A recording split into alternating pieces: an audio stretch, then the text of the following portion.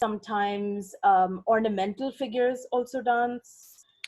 And then you say, okay, so then what makes someone eligible to be a dancer or a musician in the temple space? And as you keep looking, you find that even the tiniest and most marginal of deities and idols is allowed and permitted to perform in the temple space, whether it be music or dance. So that being said, what is the dance that they're doing? What is the music that they're producing? And for whom are they producing this music and dance? Who's watching this? Who's consuming it? Who are they dancing for? I mean, we can't be self-centered enough to believe that gods are dancing for us, right? And neither can we be sort of insulated enough to believe that they are dancing for each other. So who are they dancing for, and what's going on, and who are they singing for? And so to understand this, and to understand the temple itself as a site of performance, so what do we mean when we say a site of performance? We're talking about, think about all the sites of performance that you know. Theaters, right? We have playhouses, we have amphitheaters, we have sometimes sabhas, right? And so what qualifies as a performance space? What makes a performance space a performance space? If I put a stage somewhere, does it suffice to call it a performance space? Or do I need something more complicated and advanced? So to understand and to answer this question, we have three lenses through which we look at what a performance space is. The first is, who's paying for it, right? We all come across this question. I want to attend a play. I have to buy a ticket, right? There is a sponsor, or there is a facilitator that allows funding for a performance space to exist. There is the actual physical space. There's the architecture that allows it to exist. And lastly, there is what fills that architecture, which is your dance and music and all of the other things that you want to contribute to that space. So we are going to try and examine the temple as a performance space through these three lenses, and hopefully we come out on the other side a little bit more knowledgeable than when we went in. So I have included here a sources slide. Please feel free to take a photograph of this. I do believe this is going to be uploaded by Intact, so please feel free to consult this slide. It is just a starting bibliography for those of you that want to understand the temple as a performance space. I have done section-wise bibliographies, so you can take screenshots and go back and consult at your leisure. So let's talk about, as we said, the primary function of a temple being that of religion and ritual and prayer and offering. So where does this idea of ritual, offering, and performance in a religious space begin? So let's take the idea of language. And I'm only providing one example here because it's the example that, to me, encompasses this concept best, but this applies across Indian regional languages. So if you take the idea of muttamar, right, which is a word that's commonly used to refer to Tamar or to old Tamar. Muttamar is supposed to be Tamar in its most elevated sense. And why is it called muttamar? So if you look at the word itself, the mu part of the word, the first portion of the word, actually comes from the Tamar word for three, which is moon. And what are these three components of language? According to the ancient text, the three components of this language are Iyal, Isai, and Natyam. And translated roughly, literature, music, and dance. So the language doesn't exist without performance. The language doesn't exist without music and dance. And so therefore performance traditions, before you even start with ritual and space and paraphernalia and the other externalities of what makes a performance, the language itself, what you're saying in front of the deity, becomes performance. And within it is embedded performance tradition. The second question we ask is, okay, that's fine, but language doesn't have a religion, right? You can't say that Sanskrit is Hindu because there are several Buddhist texts that exist in Sanskrit, like the Lalita Vistara, for example. Neither can you say that there is a universal language in temple architecture that's used to describe temples. That's not really true either, because we have, not only do we have the Shilpa Shastra, some of which are in Sanskrit, then you have the Sthala Puranams and the Upapuranams, which are in your regional languages. So how does one use language as a one size fits all? That doesn't make sense. So there must have been a performance tradition before Hindu performance ritual, from where this concept of performing in a place of worship has come. And in this regard, I would like to refer to an inscription, a Rashtrakuta inscription that dates to approximately 800 AD from Karnataka, where we see that a grant is recorded of a village to provide for the service of dance and other arts in a Jain temple. We know, of course, Karnataka had a very thriving culture of Jainism. But more importantly, that dance and music ritual is not restricted to the Hindu context. Another great example of this is some of the sculptures that come off of stupas in the 2nd and 3rd centuries BC to the 2nd and 3rd centuries AD. We find, as you can see here in the panel, that there seems to be a figure here in the center, which is embodying a half-seated position, which could be something like an Ardha Mandali or an Aramandi for you dancers out there, the half-seated posture of the limbs. You have a coterie of musicians here who are accompanying the dancers, and then, of course, the remainder of the dancers who are in various postures of dance. And you can see very clearly that we're in a Buddhist structure. The architecture is actually depicted on the panel itself. And here you have something called a Chaitya arch, which is a traditional feature of Buddhist architecture. And within it, of course, an iconic representation of the Buddha. And hence, this sort of takes us to, okay, we understand that performance exists in multiple contexts. But for the sake of this lecture and for the sake of time, I will focus primarily on South India, and I will offer you a brief overview. I understand there will be several questions. I encourage you to please, if you don't get your questions answered in this talk, please write to me separately, or you can log on to my website, gayathriiyer.com, and you can ask me and leave me questions there. But before we get into the next section of this, I would like to basically reiterate that dance and music are Indian art forms. They're not necessarily Hindu art forms. Even when we think about dance and music traditions that seem to be traditionally Hindu, like, for example, Bharatanatyam or Carnatic music, they are not necessarily traditionally Hindu forms. And there's a whole separate lecture waiting as to why that is the case, but for another day. Just wanted to flag post that. So moving on, who are the people that perform in these spaces? So we know that there is a coterie of dancers and musicians that are being funded by these spaces to play there, to dance there, to exist in that space. Many of them are given living quarters. They are given money for their instruments. They are taken care of. They're given grants of land that they can own on behalf of the temple. In fact, some of these inscriptions, especially in the Chola period, become so detailed that they actually prescribe that a plot of land is given to a farmer to graze goats who will produce milk, of which ghee is produced to be used for one particular lamp in the temple. Such is the level of detail of Chola period inscriptions. And so when we read these inscriptions, they become very detailed ethnographic accounts of sort of where these dancers and musicians lived and what they did with their lives. But who were they, right?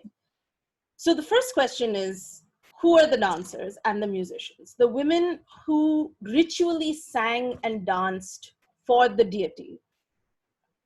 The women who ritually sang and danced were called Devadasis. And the word Devadasi actually comes from the division of Deva, meaning God, and Dasi, meaning servant. And Devadasis had iterations. Of course, Devadasi is primarily a word that is used in a Tamil context. There are iterations of Devadasis in Karnataka that are referred to as Sules. Yes, I'm aware of the profanity that's associated with that word today, but the truth is it historically comes from that epigraphic origin. In Andhra Pradesh, they're referred to as Sanis. In North India, they're referred to as Nartakis sometimes. And then when they shifted to the court, they were referred to as Tawaives, of course. Orissa has the Mahari tradition. So there is an iteration of the Devadasi in every place in India and every state in India. And the function of the Devadasi is the same. So she was an extremely wealthy woman. She was wedded to the Lord. She was considered to be the God's wife. And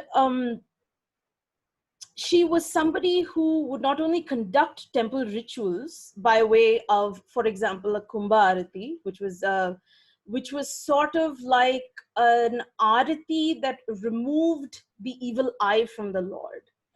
So in South India, we refer to it as drishti. In North India, it's a removal of nazar, right? It's the same concept. So the evil eye, which has been cast on the Lord, can be removed by the Devadasi. And her function within the temple space was very interesting. Very, very financially prominent person who could afford the best silks and the best jewelry, very empowered. And she had a set schedule which went according to the rituals planning of the temple.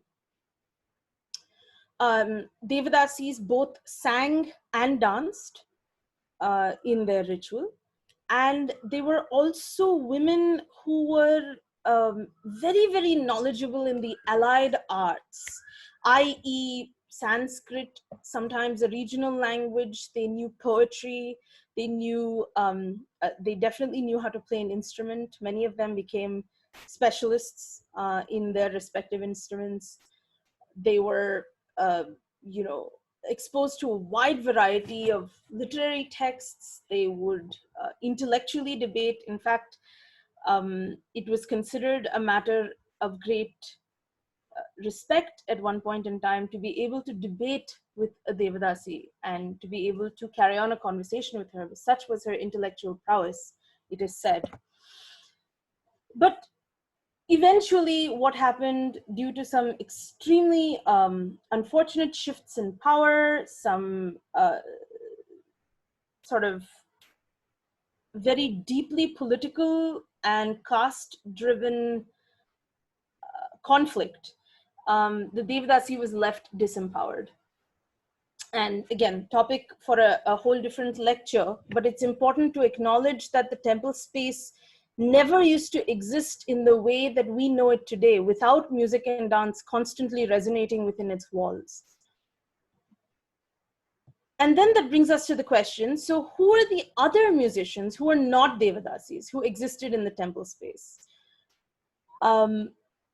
And when we think about this, we have to consider the ritual schedule of the temple. So for example, you had a waking up ritual for the god, you had a propitiation ritual, you had a procession ritual, you had a ritual that would put the god to sleep. And in this ambit of rituals, there was exactly one set of instruments that was allowed to be played or mandated to be played. And those instruments were referred to as the Mangalavadyam, the auspicious instruments. And the Mangalavadyam in South India, of course, were the Nadaswaram and the Taval. And the Nadaswaram and the Taval, if you look at the Nadaswaram and Taval tradition, or the Paddhati that they follow, they have a different ragam for almost every single hour of the day. Starting from 5 a.m. or 4 a.m., they start with Bauli, which is the ragam that is used to awaken the god, then they have a particular ragam for ritual, they have a ragam for procession, they have a ragam for putting to sleep, and it's always the same. And the Nadaswaram rituals were so integral to the religious function of the temple space that if the Nadaswaram rituals went wrong, i.e., if the Nadaswaram player played the wrong ragam at the wrong time, it was equivalent to, disgracing the god at the highest level. And again, this is not a culture that we are exposed to today as contemporary visitors of temples. So that's also worth keeping in mind. And lastly, of course, who is the Natuanar? So the conductor of the orchestra, who would tie together the musicians and the dancer, was known as the Natuanar. Today, a Natuanar is somebody who wields the Natuvangam, who wields the cymbals. It was not that simple back then. A Natuanar was somebody with great responsibility, someone who warranted a lot of respect in the temple space. And so we look then, now that we know the dancers, we say, okay, what kind of things were they dancing? And the truth is, a lot of the temple repertoire in dance and music is lost to us. Of course, we know a few basic things. We know that the Devadasi women used to do a Pushpanjali in the temple space. They would offer flowers to the 8 directions. We continue to listen to Nadaswaram and Taval players playing a Mallari, which is a processional song that is played in 3 speeds to take the god on procession. But we don't really have much information about genre and details when it comes to repertoire pieces. So obviously we acknowledge that there is a difference between the performances that happen in different spaces. So there's a performance that occurs in the Garbhagriha directly, not inside, but just in front of the Garbhagriha, directly speaking to the god. And then one that occurs in a mantapa, which is sort of far off. And we understand that the nature of those performances are different. So if you look at older iterations of dance varnams, for example, you'll see that the dancer stays within a fixed space and keeps walking front and back. And dance experts and historians claim that this movement of the dancing body in this space, this vestibular movement, is something that was unique to the temple tradition, because just outside the Garbhagriha, there isn't much space to move. You can't actually stretch your hand beyond a certain point. You can't actually move. You can't cover space in a way that you would cover space on a stage. And therefore, there's a difference between that dance and the dance that occurs in the mantapa, where you have a bit more space to stretch out, where dance is more external and less introspective, if that makes sense. Of course, there were other kinds of things that happen in the mantapa as well, including but not limited to possession rituals and other kinds of dance performances. There were leisure performances, entertainment performances. It must be said here that some of the Devadasis of South India were fabulous at entertainment in the temple space as well. They used to perform a type of dance for entertainment. Of course, in the Kuchipudi tradition, they used to perform Bhamakalapam, but all over South India, they used to perform a type of dance now contemporarily known as Chitranatyam, but where one paints with their feet in colored powder an image of an animal or a flower or something like that. It still exists in the Kuchipudi tradition, thanks to Acharya Lugaru. But what is interesting is that the way in which these entertaining performances would occur, unlike the performances in front of the Garbhagriha, which were intimate, which were religious, these performances would happen outside the temple. And they would happen to draw people into the temple So maybe around 6:30, 7 o'clock in the evening, you want to attend a performance. You see that the Devadasis are dancing outside the temple. You go inside, you worship, maybe you drop some money in the undi, and then you come out, and then you are entertained for the performance. In some ways, it was also a way to raise revenue for the temple. It could be seen as perhaps an act of marketing as well.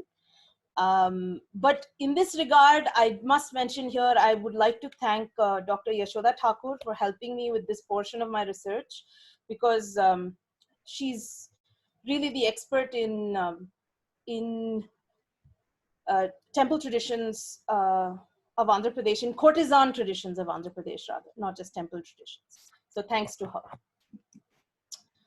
So moving on to the next section of this talk. We know that there are dancers in the flesh and musicians in the flesh that perform in these spaces. But is it possible for them to perform without a space that's conducive to performance? And I would like to sort of address that in this portion of the talk. Again, I have quickly referenced some sources. So you have some information. Feel free to take a picture. So how does the temple itself perform? So I have listened to a lecture that Adam Hardy gave, Dr. Adam Hardy, one of the greatest architectural historians of our time. He'd given a lecture for Oxford a couple of years ago. And the title of his lecture, and I believe it's on this slide, The Dance Performed by the Temple, the Dynamics of Hindu Architecture. And he actually talks about how a temple moves spatially like a dance. And I tried to understand this a little bit better. And I hope that I'm able to explain it to you in a way that makes sense. So in Indian Shilpa Shastras, in Indian architectural texts, reference literature, tala, the word tala, is a unit of space, because tala is used to measure how many talas a sculpture is, for example. A dashatala sculpture is that of a deity. A tritala sculpture is that of an attendant, right? So you have tala as a unit of space that the sculptor uses to measure out what he's making. And you also have tala as a unit of time. So those of you who are familiar with music will know that tala is a rhythm sequence or a beat cycle. In the Western system, it's called a time signature, right? That is what a tala is referred to. And the temple itself, when you look at when you read some of the Shilpa Shastras, the parts of the temple are named after parts of the body. So there's actually a griva, there's a pada, there's a portion of the temple which is the neck, there's a portion of the temple which is the shoulder, there's a portion of the temple which is the feet. And the temple is being conceptualized itself as a body. So how is this body dancing in space? And the answer is simple. There are three very simple ways to understand how a body moves in space, especially in the classical dance tradition: repetition, symmetry, and progression. And a lot of times you would have heard there's a very, very famous quote by the great dancer Bala Saraswati, where she says that, oh, you know, the margam, the dance margam, the sequence of items that a dancer dances, is actually like going from outside the temple into the temple. So you have the items that don't require as much intellectualization come first, like the Alaripu, right? So that's kind of the outside of the temple. It's clean, it's geometric, it is very fixed in space. And as you move into the temple and you move through the margam, you're able to intellectually and emotionally abstract more and more. But I would argue a little differently. When you look at a temple, and this is one of the most beautiful temples out there, I encourage all of you to visit if you haven't already. It's the Somanathapura temple, which is a Hoysala period temple, is technically called the Keshava temple. It was built in the 13th century AD, in my opinion, the high point of Hoysala art and architecture. But if you look at what a temple is, and this is Adam Hardy's main argument, that a temple, at least in the Hoysala style, is made up of smaller patterns of architectural elements that repeat, create symmetry, and progress. So if this is the largest element of architecture, this is one of the shikharas of the temple, right? This is the vimana, this is the spire. This architectural element is then made up of smaller architectural elements that mimic the shape. And this echoing of design, this progression, is what creates the significance of the temple space, right? So to explain this simply, you have a small unit, and then you take many small units, you make a medium unit, you take many medium units, and you make a large unit. So let's go back to this slide. If you look at the way the architecture progresses, it is sequential, it is even in its distribution, and it creates a pattern. It creates a pattern in time and in space, which could be compared to a beat cycle. So let's say, for example, the smallest element of this sequence, which is here, would be a beat cycle of 3, which in Carnatic music is called Tishram, right? And it goes ta, ki, ta, right? So you have a series of takitta, takitta, takitta, takitta, and it goes on and on, right? So how do you get to this point? And we think about the Carnatic beat cycle as being all-encompassing, right? Because it is, again, the Carnatic Talam system thinks both in terms of space and in terms of time. So if I had to build a structure like this structure to me seems like Sankirnam, right? It seems like a 9-beat cycle to me. So how does a 9-beat cycle sound in Carnatic music? Takka, dhimmi, takka, takkitta, takka, dhimmi, takka, takkitta. But that's a far cry from takkitta, takkitta, takkitta. How do I make these two elements speak to each other, right? Because technically speaking, if I repeat three times, it should give me 9. So it's takkitta, takkitta, takkitta, but that's not sounding the same as takka, dimmi, takka, takkitta, takka, dimmi, takka, takkitta. So what architecture is doing in this way is it's not just absolving and incorporating those individual elements which echo that shape and which make it into a voluminous structure. What it's doing is it's absorbing those elements, but it's also interpreting them through dancing in space. And I hope that this is not getting too abstract, but let me try an example which might help it sit better. So let's take the same example. So you have 3 sets of 3, and then you have 9. So let's say I wanted to incorporate those 3 sets of 3, which is takkitta, takkitta, takkitta, into takka, dimmi, takka, takkitta. Technically both are 9, but how do I make them meet? So what if I tried something like takkitta, takkitta, takkitta, and I imposed it with takkitta, takkitta, takkitta, takkitta, takkitta, takkitta. Now I have married Tishram and Sankirnam.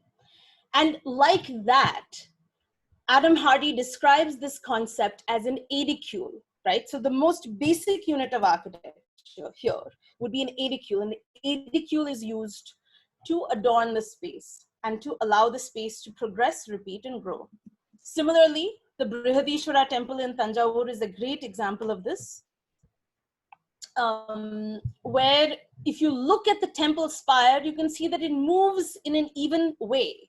So is it possible, for example, if we're looking up at the spire, that it moves in a way that is like taka dhimmi, taka dhimmi, taka dhimmi, taka dhimmi? I'm asking these questions. I don't have the answers, but I wonder if space can be temporal, and if time can be spatial, because tala is a basic unit of both. That being said, obviously everybody knows the Brihadishwara temple for these wonderful dancing sculptures that come out of it. But the space between the sculptures and the placement of them also becomes a rhythm of sorts. And I know I'm almost out of time, but I'm going to take about 2-3 more minutes to wrap up. So we have to ask ourselves what spaces exist for performance. So we've talked about this briefly. So we've talked about how the Garbhagriha, this is from the Deoghar temple in Madhya Pradesh, the Dashavatara temple in Deoghar. We talk about how dancing in front of the Garbhagriha has a different effect than, for example, dancing in the attached mantapa just outside it. This is a Hoysala period structure. You can tell by the lathe turned pillars. And you will see in some of the most prominent Hoysala period temples, the Nati Mantapa exists in the Ardha Mantapa. So just outside the Garbhagriha, there's a separate space for dance. This is true in Belur, and I do believe in Halebidu as well. And of course, if the dance is not occurring in front of the deity and just outside the sanctum of the deity, it is occurring in an external mantapa. This is one of my favorite Sangeet mantapas in Indian art. It is the Sangeet Sabha at the Vijay Vithala temple in Hampi. I think it's one of the finest places to dance. Last time I checked, it was closed to the public. But I managed to see it briefly before it was closed to the public. And I feel every dancer and musician should aspire to perform in that space someday. It has a very interesting energy. So how are these dance spaces designed to enable performance? Do they have any acoustic value? Of course, you're talking about spaces that are made of stone primarily. So do they have acoustic value? The answer is, I'm not sure, because I don't believe that necessarily these spaces are acoustically designed. But I do know that the instruments that are played in these spaces, like the Nadaswaram and the Taval, in North India, the Shehnai or the Pakhawaj, have the strength as instruments to not require any sort of amplification. And that's the beauty of performance traditions that come from the temple space, is that they are self-sufficient in the way that they are able to reach the public.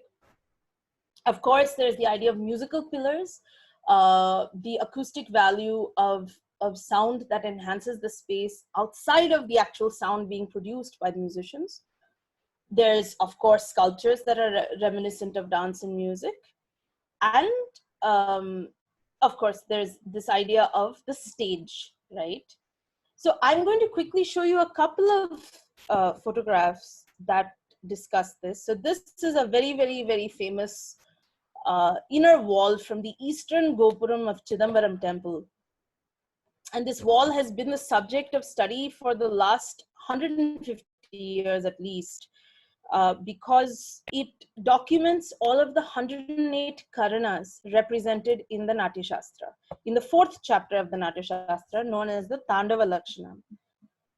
And you can very clearly tell that not only do these sculptures exist in the Karana postures, but also most of them are labeled. So you know exactly which Karana is being depicted in which sculptural panel. Similarly, we're back to the Vijay Vithala temple in Hampi. You have musical pillars which adorn the space, which not only aesthetically add value because they are creating a sort of perimeter in which art takes place, but they're also adding value in terms of sonic value. Another photograph of that. And then, of course, the sculptures that you have that speak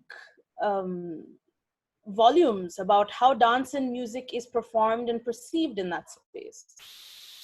So I especially like this dancing Vishnu on the left. You can see the Shankha and Chakra in his hands, iconographically. And what I like is that we don't see very many dancing Vishnus. We see a Trivikrama here and there, but we don't see a Vishnu that's dancing. And we know that he's dancing because the half-seated position of his right foot clearly shows a turnout from the hip, which is a very specific dance-related posture. And very quickly, just to end, I would like to talk about what exactly the performance entails. Again, a sources slide for you to refer to. Is it possible for us to try and understand ancient performance from sculptures of dance and music? So we have the people, we have the space. Now, what are the sculptures telling us? And we'll find that actually the sculptures can say quite a lot. As you saw in that wall from the Eastern Gopuram of Chidambaram, sculptures serve as a documentation technique, but sculptures also serve as embellishment, like the dancing Vishnu that you just saw. But in some cases, sculptures also become documentation, not just of postures, but of instruments and the like. So let's take, for example, Prambanan in Indonesia. It's a very, very famous temple. And we do know that in the Indonesian trade routes with South India, especially with Tamil Nadu at the time, with the Chola Empire, were very active at the time that this temple was being constructed. And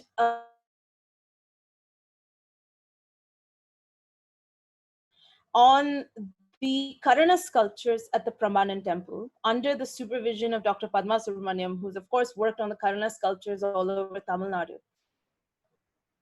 And what they found is that there would have been a complete image archive of the Karana sculptures as mentioned in the Natya Shastra at this temple in Prambanan.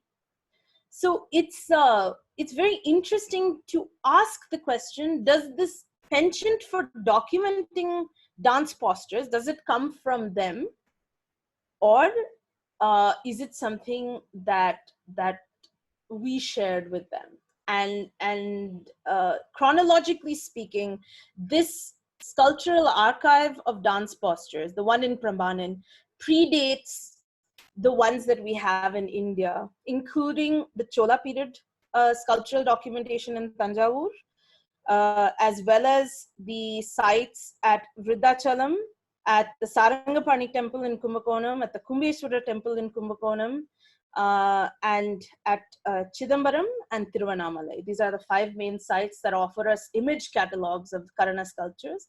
But this is the earliest, and it's in Indonesia, it's not in India. Similarly, this sculptural archive at Tanjavur remains incomplete. It does not have all the Karanas. In fact, it only has about 3/4 of them, if I'm correct. And lastly, of course, we talk about music and the idea of what music means to sculpture, because you're taking something which disappears in an instant. The second you hit a drum, the sound is gone in an instant. And you're taking that notion and trying to immortalize it in stone. And so the question is, when you look at these sculptures, is it possible for us to identify that the drum that is used, and a lot of music historians have worked on this, and what is the origin of the tawal, for example? What were the instruments that might have been used in the temple space before the instruments that we understand today? There is, in our own recent history, a lot of music traditions have been lost, like, for example, the Mukhaveena, which was a shorter version of the Nadaswaram. And that was the Mukhaveena, inscriptionally, it is said, was used exclusively for dance performances. So we have lost that way of dancing.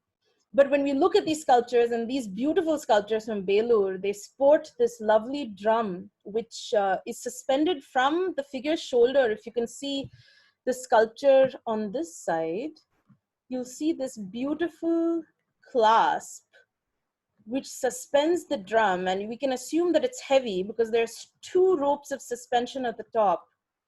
and only one on the bottom. And of course, this is a sculptural panel from the Kakatiya temples, the Kakatiya temple of the Ramappa temple of the Kakatiya style. And these sculptures, which you see, are just about this much in height. And they document just in such a tiny space two different kinds of drums. You have one which is long and wide, which is being played with the flats of the palms here. And then one which is shorter, more like the one that we saw just now from Belur, held with some sort of strings with a band in the center, a hand on the band, and then some sort of a instrument to play it, or perhaps just the tips of the fingers. And so this makes us wonder how much about music and dance can we understand from these images of the past. And when we enter temple space today, to acknowledge all three types of performance, to acknowledge the performance of the dancers who once danced there, the musicians who once sang there, to acknowledge the performance of the actual building, and also to acknowledge the performance of the sculptors who are always dancing regardless of who's watching and who's not, who are always playing instruments regardless of who's watching and who's not. So I hope that the next time you go to a temple, you will find some meaning in its performance. And please feel free to share with me your observations. And with that, I open the floor to questions. Thank you. Wow, Gayatri, that was so nice. Really, really nice. I'm so sorry I went over by a little bit. That's okay. I think many of us would have been happy if you went over a little bit more as well. Okay, so I'm going to go over to, hang on just a minute, Shaila. Guys, I'm going to stop sharing my screen. Should I do that or? Sure, sure. Shaila, can you ask your question? Oh yeah, Sammy, Gayatri, that was very, very nice talk that you gave. Thank you. There are two questions that I wanted to ask you. One is, if I recall right, during the early part of your presentation, you mentioned that the Indian dance and the Hindu dance are not the same. Yeah. What would be the difference? And I would also ask a second question so that I don't want to interrupt you. The second question is, like, when we are talking about temple spaces, you mentioned, you showed a couple of pictures from Hampi and so on, Somnath and all that. So I was wondering that there are so many pillars there, right? In the precinct of the temple. Now, what about the audience? Do they come from outside, or is it just limited to the little town or the village, or how does it work? That's a great question. Okay, I'm just going to answer them in sequence. So thank you for that. So when I talk about the distinction between Indian dance and Hindu dance, I think it's important for us because most of us who are familiar with dance traditions today, especially classical dance traditions, all of the repertoire pieces that classical dancers do these days are, I would say more than 85% of those pieces are religious in nature, and they usually refer to one specific deity or temple or a stalam or a kshetram of some sort. But when we look back to, for example, the Buddhist context, we find a lot of dance postures in images that have, I'm sorry, I'm dancing in this very short space, but images like this, or images like this, like that Buddhist panel, which I had showed you. And those postures actually come from a far more ancient tradition of Vajrayogini dancing. And that was a specific dance that was done for Buddhist temple ritual. Similarly, when the Islamic forces were flourishing in the 15th century, we do know that there are types of South Indian dance forms which were performed in the court of the Dakhni rulers and the sultans. We have paintings that depict dancers in a half-seated posture, in what would be an identifiably Aramandi posture, in Islamic and Sultanate paintings. So we can't really talk about Indian dance tradition as Hindu. It has to be a bit more textured and nuanced than that. And I also think it's important to also realize who are the people who are reading our texts. We have evidence that the Natya Shastra was being read by Buddhist rulers. We have evidence that the Jawahar al-Musikat, which was a Dakhni text which was produced, was a Dakhni translation of the Sangita Ratnakara. So it's important to know that the dance that was occurring in temples, if you talk to some of the people who are trained in the Devadasi tradition, they've actually learned repertoire pieces like a salamu. A salamu is now what we would equate with a shabdam, but they had this mudra for the British and this mudra for the Islamic rulers, and this was performed in the temple space. So we know that Chinnaya Pillai, for example, wrote a Salam Daru for the Tanjavur temple. So that hopefully answers that question. And the second question is, where does the audience sit? When you're talking about a Sangeeta Mantapa or a Sangeet Sabha, you're absolutely right. There are a lot of pillars which populate the space. And therefore, it's important to think of these types of performance as performed in the round.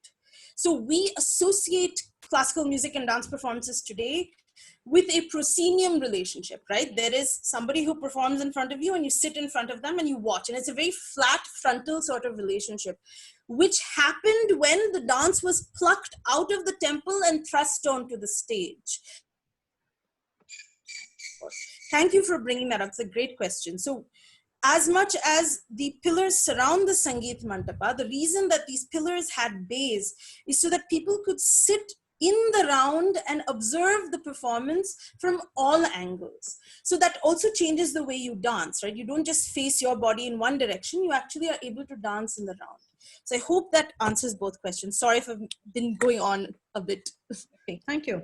Not at all. Okay, Gayathri, we have a question here from Lokesh. Okay. Lokesh, Yes. Can you start your video as well? Okay. Right. So we can see you. Yeah. Got it. So my question is to Gayathri. Mm-hmm. Hi. Hi. This is a slightly political question, if it's all right. Oh my, I'll do my best. One is the Nadaswaram in most temples. So in most temples and non-temple rituals, and also in all the other religious traditions. Yes. Most of the wind instruments have an essential role to play. Yes. But somehow, those are the instruments that are always in the social stratification, pushed a little lower down. Yes. Is it of recent origin? Is it from something much earlier? So that was my question. Okay, I will do my best to answer this as briefly as possible. Please do contact me. I've written a paper on this, which I'd like to share with you at some point. So please do contact me later for more details on this. But to answer in short, the musicians who are responsible for playing the Nadaswaram tabla and for being Devadasis in the temple all come from the same community in South India, which is a variation of the Isai Vellalar community. So Isai meaning music, Vellalar meaning nourishing, those who nourished music. And the Isai Vellalars are a very specific caste group. They are part of the Pillai caste.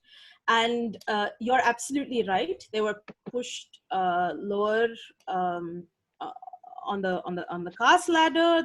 There's a lot of controversy regarding how close they can come to the deity, how close they can come to the Brahmins who are facilitating the rituals. And unfortunately, the music has suffered because of these sort of restrictions. And it's important for us as contemporary scholars of the subject to acknowledge that caste is one of the major determinants in how this music has been preserved or not preserved, and how we can understand the role of those musicians in the temple space. So thank you for that question. Please contact me later for more detail. Okay, we have Abhijit here. Just a second while I find him. Are you? Sorry, yeah, just hold on, Gayatri. Yeah, so, okay. Abhijit, you had a question. I'm unmuting you. Yeah, Abhijit? Hi, Gayatri, this is one of the most interesting talks I've been through probably Oh, in the thank last you. few days.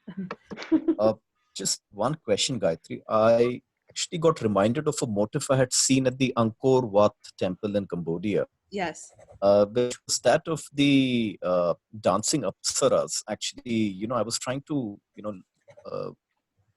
trying to find that photo on my tree folder. Okay. I do remember there were these dancing apsaras. Right? This is Angkor Wat is probably the 10th to the 12th century AD. That's right. Question is, because you brought this thing about Indonesia also, did Angkor Wat and Indonesia, did these predate our incorporation of dance into temple architecture, or did they happen simultaneously? No, I mean, I do think the idea of dance in temple architecture has existed way, way before Indonesia and Cambodia and places like that. Because, as I said, we have started incorporating dance into temple architecture from the Buddhist period. So you're actually looking at dancing sculptures on stupas. You're looking at dancing motifs in Jain temples. But what I was referring to when I took the example of Prambanan is the archive. So when you talk about dance which is documented with labels and postures in a sequence that follows the text of the Natya Shastra, that archive is available for the first time in Indonesia. But the idea of dancing sculpture is very integral to Indian art, and especially to when you talk about Hindu temple sculpture from its inception. I mean, the earliest dancing sculptures we have are from Badami and from Gupta period art. In Deoghar, like I showed, there's another place called Bumra, Nachna. These are Buddhist sites. Sorry, not Buddhist sites, Gupta period sites. So, hope that answers the question. Okay, Gayatri, we have a question from R.S. Krishna. Krishna? R.S. Krishna? Yeah, can you hear me? Yes. Yeah, so I've already keyed in a query in the sense dance, temple architecture, the art in the temples, music. I suppose there was some embodied quality and some kind of an organic unity to the entire, understanding of a temple. And in contrast to today, where we have dance, we have music, we have art, as a very fragmented, and very formally performative. But I suppose in that sense, when you spoke of performativity earlier, I mean, in your talk, you were not referring to performance in that sense, right? No, I was not. No. I was actually referring to how the space itself becomes a type of performance. I was not referring to a manifested performance. Yeah. Right. Yeah. So in that sense, so the dance happening in temples, it kind of completed the entire discourse of the temple, right? That's right. Isn't it? I mean, is my understanding correct? That's absolutely accurate. And I always say this, I say this to my master's second year students as well, that you cannot study one area of Indian art and act like you don't know about the others, because Indian art by definition is so interdisciplinary. That in order to understand sculpture, you kind of have to know dance, and in order to understand dance, you have to know music, and in order to know music, you have to know poetry, and then it goes on and on and on. I mean, there's no end. And as you rightly said, the temple becomes a self-sufficient, all-encompassing ecosystem of all of these art traditions. Right. So you're absolutely right. Okay. Thank you so much. We have a question from Tejasvi who says his audio is a bit bad, so I'll just read it out. He Sure. says, we know details about the male progeny of the, do we know details about the male progeny of the Devdasis? So there are a couple of inscriptions that refer to male dancers, but we don't know details about the male progeny for the very simple reason that in the Devadasi system, the men were relegated to being Natvanars, Taval and Nadaswaram players, and it was the women, it was a matriarchal system, women were given priority. So for once in history, the men weren't all that important, and therefore we don't have that many details about them. Okay. Okay. I think that also answers the question that Arun Shankar has. I think Arun has already left. I couldn't find him, but he had a similar question about the gender role. Okay. Lakshmi Menon has a question. Lakshmi? Hello. Yeah, go ahead. Hello. Lakshmi. Yeah, we can hear you, Lakshmi. Go ahead. Hi, Gayathri. Gayathri, hi. The talk was extremely informative, and I don't know if I'm wrong to say this, but are you a trained dancer as well? Yes, I am a trained dancer. Or a singer at least. I'm a dancer. Very, very expressive also. Thank I think you. that just added to the presentation. Yeah. Thank you. So my question is, see, I had done my Arangetram as a dancer a while ago in a temple space. Okay. Of course, but I was not benefited by this lecture back then. That was also because I didn't find another sabha to perform. Right. But now giving it some deeper thought, is this because of some percolative effect of what you just shared with us, that the temples are recognized as a space where you start an art form? Is there some significance that we don't know of that's associated with it? Yeah, there's definitely, so when you talk about, for example, Devadasis being inducted into the dancing order as such, there was a whole host of rituals that did that. They had a Salange Puja or a Gejje Puja where their anklets would be worshipped and offered to the god. They had a branding ritual where they were branded with a Trishulam. They had a their first steps of dance, which were performed as the wife of the Lord, was part of that ritual. So this whole thing collectively was a Bottu Kattadal, which means the tying of the tali, right? So this idea of getting married to the Lord encompassed all these things. And I wouldn't say it's the auspiciousness of starting, but, and please don't hate me for saying this, but it is a sort of abstracted and distorted notion of the Bottu Kattadal that becomes the Arangetram. It actually comes from there. And that's what I have to say about it without sounding more controversial than I already do. Okay. No, thank you. Tejasvi has a follow-up question. What about the famous Tanjavur quartet? Were they from the Devdasi system, he asks? Yes, they were. And their descendants, one of the descendants of one of the brothers of the quartet continues to live in Tanjavur. Chandrasekhar Anna, Chandrasekhar Pillai, and his daughter Charu is also a dancer. He is a musician and a Natonar. So he lives in the same house that was gifted to him by Sarfoji Maharaja. So please, when you go to Tanjavur, please make it a point to go visit him. I have his contact information if you'd like. Gayathri, were the Devdasis associated with Jain temples as well? I don't know that Devadasis were associated with Jain temples, but from the inscriptions that we have, we do know that land and compensation was provided for dancers in the Jain temples. So we don't know whether those dancers functioned in the same way that the Hindu Devadasi dancers functioned, or whether they had a different system in terms of performance and ritual. So I hesitate to say that Devadasis performed in Jain temples, but I will say that dance existed in Jain temples, if that makes sense. Yes. Okay. Okay. Any other questions? Anybody? I have a question. Yes. Okay. Sindhu speaking here. Thank you for this very informative talk. You're First, very welcome.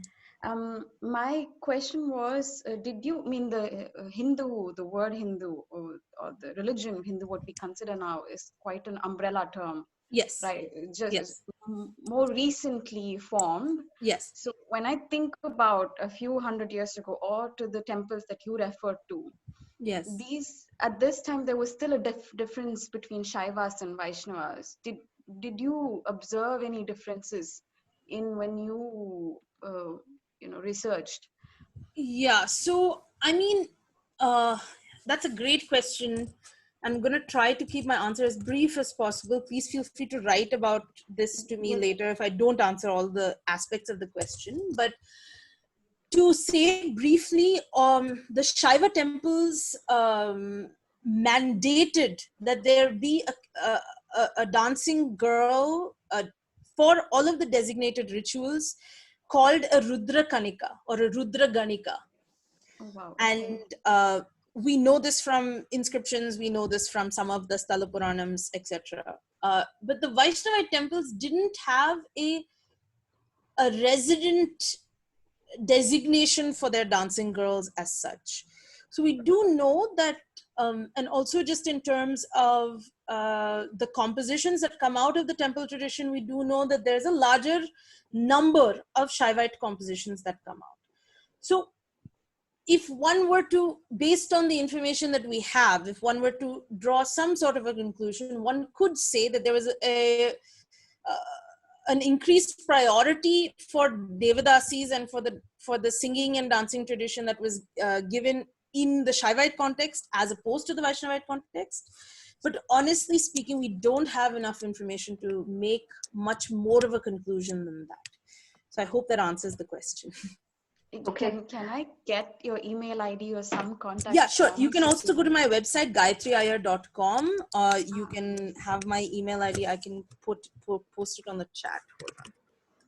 Okay. Gayatri, one last question from Roshni. Roshni? Hi, Gayatri. Thank you so much for that really enriching talk. You're very welcome. Go ahead. Yeah, so you spoke about how dance was influenced by the space in which it was performed. Yes. Have you come across any examples where the design of the space is influenced by the dance form itself? So this is a which came first, the chicken or the egg question, and it's a great question, but unfortunately I wish I could provide you with a more substantive answer than we don't know. We do know that, for example, the mantapams that are built from the 11th, 12th century all the way to the 15th century are much more elaborate and much more nuanced than those that were built before that period of time. But we don't really know, because dance has been on the Indian subcontinent for literally, since, as I said, since the Buddhist context. We don't know whether the dance tradition is influencing the architecture or the architecture is influencing the dance tradition. And that's why it's so important to understand both in detail, so that when one enters the space, one is able to experience it holistically. But sorry, I hope that was a satisfactory answer. Yeah, thank you. Okay, fine. There's one last, and then we really have to end. Hari asks, sorry, Hari, I'll just read out your question. It's much faster. He says he wants to know about lighting of these spaces. Yeah, you can see the question. Yeah, I can see the question. Was it placed in a way that would add to the performing qualities? Back then, there was definitely not the elaborate vesham that we associate with classical dance and music. Didn't exist back then. All they had were, of course, extremely expensive and well-made jewelry and very rich silks. But it was, when you dip into these texts, they talk about how they put a mask of haldi on the face. The dancers put a mask of haldi on the face, and the singers, to enrich the way that the lamp light is reflected on their face, that there's a yellowish glow on the face when they hold the lamps closer to their faces. So yes, you're absolutely right. There would have been oil lamps everywhere, but also most of the performance that would have happened in front of the Garbhagriha and not for a public audience, unless the performance is happening in the Sangeet Sabha or Sangeet Mandapa. So therefore, the lighting was designed in such a way that it's only required for God to see the performance. No one else is required to see the performance. When it was in a mandapa or a sabha, of course, the oil lamps would surround the perimeter of the sabha, and whatever was kept just in front of the Devadasi would be what is reflected on her face. So she would not be lit from head to toe if she's performing in the evening. And that also explains why a lot of traditional Devadasi repertoire is in the Bethak style, where they sit down in one place with a lamp in front of them, and then they dance, so you can actually see the expressions on their face and the gestures that they're doing, because they're not actually moving around. So I hope that answers that question. Yeah, great. Okay, Gayathri, we'll have to end the talk now. Yes. Yeah, so thank you so much. Thank you. So much. Thank you, Yeah. ma'am. And thank you all for attending the talk. And we do have a few more talks over the next few days, so do join us for the rest. And in the meantime, stay safe, everyone. Yeah, bye. Stay safe. Bye. Yeah, bye. Bye.